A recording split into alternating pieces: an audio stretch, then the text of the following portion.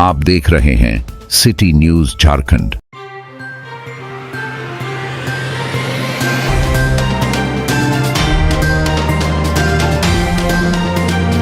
समाहरणालय सभागार में पलामू सांसद विष्णुदयाल राम की अध्यक्षता में जिला विकास समन्वय और निगरानी समिति की बैठक संपन्न हुई।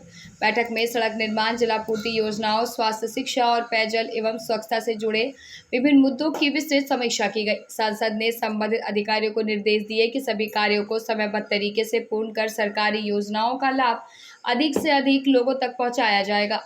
बैठक में प्रधानमंत्री ग्राम सड़क योजना, प्रधानमंत्री आवास योजना, पीएम विश्वकर्मा योजना, राशन वितरण, स्वास्थ्य केंद्रों में चिकित्सीय सुविधाओं की उपलब्धता और विद्युत आपूर्ति ऐसी योजनाओं की समीक्षा की गई। उपस्थित विधायक और अधिकारी अपने अपने क्षेत्र की समस्याओं और सुझावों को साझा कर समाधान पर चर्चा की।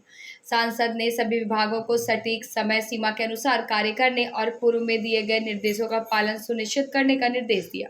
से संबंधित सुझाव दिया और उनका काफी महत्वपूर्ण रहा, मूल्यवान रहा। जहाँ जहाँ कमी पाई गई, किसी पदाधिकारी, किसी विभाग के स्तर पर कोई कमी पाई गई तो उस कमी को दूर करने का उपाय किया गया। जहाँ जहाँ जांच आवश्यक समझा गया वहाँ वहाँ जांच के लिए भी आदेश पाए गए। बाबा ऊपर कीजिए,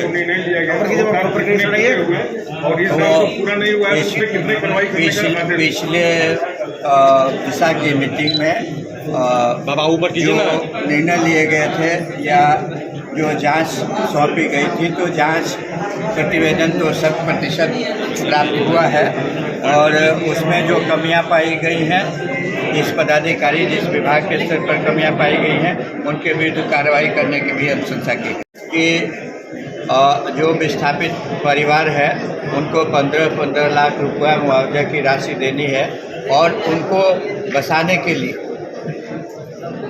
स्थल चिन्हित कर लिया गया है रंका थाना के अंतर्गत विश्रामपुर में।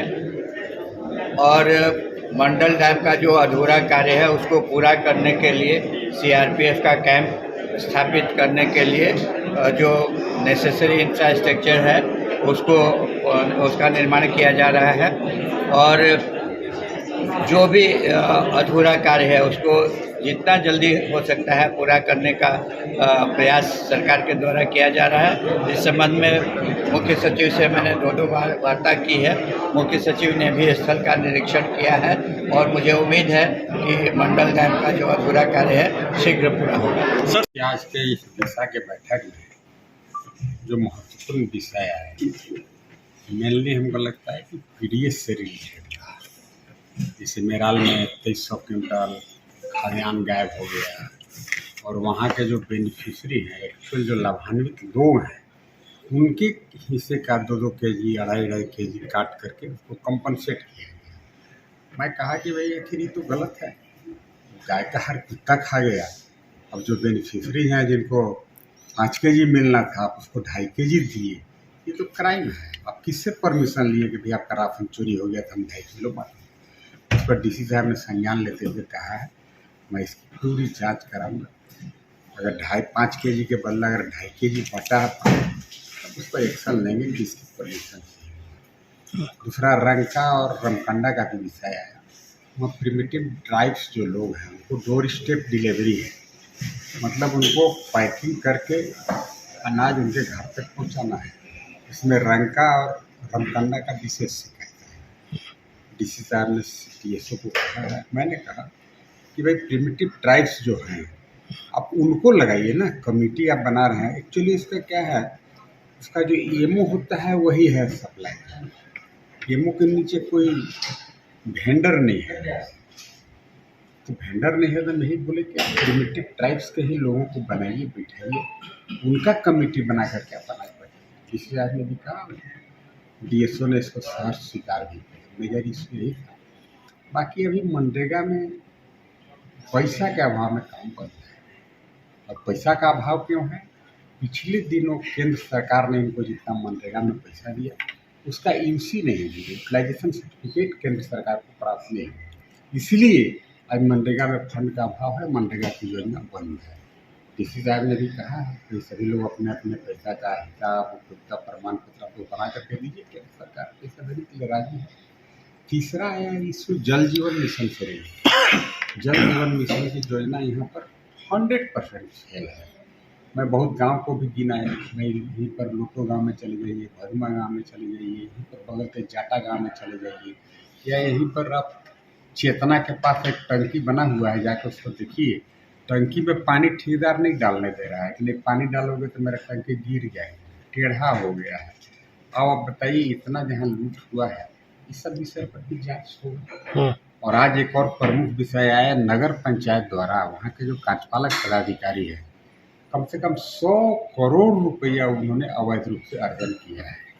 ये बात मैं अगले प्लेटफार्म पर भी ले जाऊंगा। उन्होंने क्या किया, सरकारी जमीन को पीपीपी मोड के बहाने जो करोड़पति लोग हैं, जो अमीर लोग हैं, जो बड़े लोग हैं, उनको 50 लाख की दुकान 4 लाख में दे दिया, और वो जो 46 लाख बचा उसमें 23 लाख कार्यपालक पदाधिकारी की और 23 लाख रुपया जो आदमी जमीन खरीदा, दोनों को फायदा हो गया। आम आदमी को नहीं मिला, इसका विज्ञापन फ्लोट नहीं हुआ। अगर विज्ञापन होता है कि भाई गढ़वा थाना के सामने में 3 ठो दुकान हमको बनाना है, इसमें जो अधिक रेवेन्यू देगा, अधिक जो सरकारी कोष में पैसा देगा, हम उसको देंगे, तो एक बात समझ में आता है, नहीं पिक एंड चूज, फलाना आदमी अच्छा आदमी है, ये 50 लाख रुपया का हमको आधा दे देगा, 25 लाख बस उसी को दुकान है रोड कर दी। वो आदमी दुकान बना रहा है, बोल रहा है कि वो दुकान मेरा हो गया। बोलते हैं कार्यपालक पदाधिकारी की नहीं 5 साल के बाद उसका रिव्यू करेंगे। अरे यार, एक बार दुकान जिसको दे दिया तो क्या करेगा रिव्यू, उसका भाड़ा थोड़ा बढ़ा सकता है 5-10%। तो इस तरह का पूरा लूट मचा हुआ है, हम कह सकते हैं गढ़वा विधानसभा में। आज एलपीसी का भी चर्चा आया, हम बोले एलपीसी के नाम पर तो काफ़ी भय दोहन हो रहा है। एलपीसी बनाने के नाम पर आप चले जाइए अंचल में, एलपीसी बनेगा नहीं। ये लोग बोलते हैं कि नहीं हम लोग प्रखंड स्तर पर कैंप लगा रहे हैं, बोले किसको जानकारी है। अब प्रखंड स्तर पर आप कैंप लगा रहे हैं, फिर पंचायत वाइज डेट फिक्स करिए ना। डीसी साहब ने उनको भी ये बात कहा है कि भाई एसी साहब को कि आप प्रखंड में पंचायत वाइज डेट फिक्स कर दीजिएगा, फलाना पंचायत के एलपीसी से संबंधित यहाँ पर बात होगा, काम होगा, तो लोगों को सहज होगा, सुविधा होगा, आसानी से लोग एलपीसी अपने पंचायत वाइज बनवा पाएंगे। उस पर भी काफ़ी विस्तार से चर्चा हुआ और डीसी साहब ने भी उससे सहर्ष स्वीकार किया। एसी को उन्होंने कहा, निर्देशित किया है कि आप हर एक प्रखंड में एक दिन एक पंचायत के लिए रखिए और वहाँ के भूमि से संबंधित कोई भी विवाद हो, सीओ रहें, उपस्थित रहें, कर्मचारी उपस्थित रहें और उस पंचायत की समस्या को सुनिए और एलपीसी या व्हाटएवर में भी कुछ भी हो सकता है जमीन से संबंधित, उसका हल करिए, निदान करिए। पिछले बैठक के बाद इस बार का दिशा का बैठक कितना सार्थक रहा? पिछले बैठक से इस बार का बैठक सार्थक जरूर रहा, मैं कह सकता हूँ, लेकिन अब कुछ पदाधिकारी बदल गए थे, फिर ठीक से जवाब नहीं दे पाए। जिससे राशन का ही 2300 क्विंटल कोई छोटा अमाउंट नहीं है, वो भी मेराल में चोरी हुआ। इन लोग क्या किया, 2300 क्विंटल चोरी को बचाने के लिए लोगों कनीय पदाधिकारी, रोजगार सेवक या VLW को कुछ दिन पहले जिसको गोदाम का चार्ज दिया था, उसी पर सारा दोष मढ़ दिया और ये लोग से हाथ मलते हुए साफ साबुन से लगा करके यहाँ का जो DSO पांडे था या उन दिनों जो DC था जमुआर, उसके विरोध में मैं बहुत लड़ाई लड़ा, उसके अगेंस्ट में मैं बहुत लिखा भी हूँ। भारत सरकार में अभी तक एक्शन कितना हुआ है देखिए।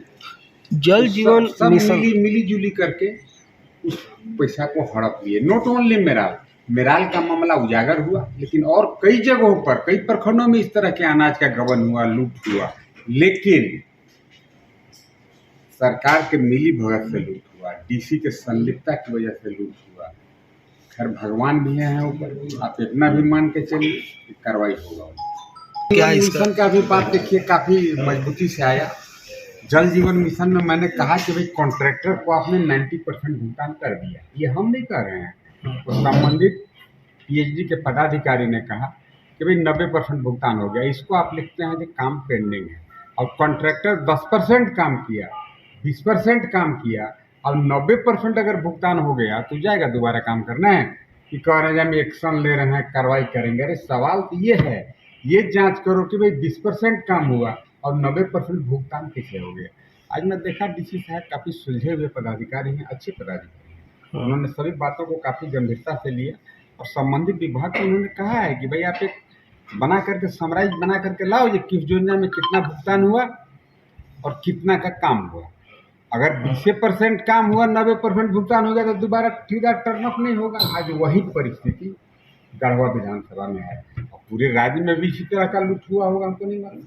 चर्चा बहुत होता है जब ईडी आया, मंत्री तत्कालीन उन दिनों के क्या सेवा में श्रीमान मिथिलेश ठाकुर जी मंत्री हुआ करते थे, 5200 करोड़ रुपये का घोटाला हुआ है। ये मेरा आंकड़ा नहीं है, ये ईडी ने कहा कि भाई 5200 करोड़ रुपये का घोटाला जल जीवन मिशन में हुआ है, और उसके लिए अगर कोई मेन जिम्मेवार पर्सन है तो यहाँ पे पूर्व मंत्री जी। अब मंत्री जी पहलवानी करत चल रहे हैं, पैसा लुटियों के सोच रहे हैं कि बच जाएंगे, तो खैर खांसी के माई कई दिन जीतिया मने। उन पर अगर 5200 करोड़ रुपया लूटने का आरोप है, आप आश्वस्त रहिए, वो जेल जाएंगे, क्योंकि गरीब का पैसा खा गए, जल का पैसा खा गए, जिस पैसा से लोगों के घर तक पानी पहुंचाना था उस पैसा को वो खा गए। ये सब विषय पर भी बहुत चर्चा हुआ।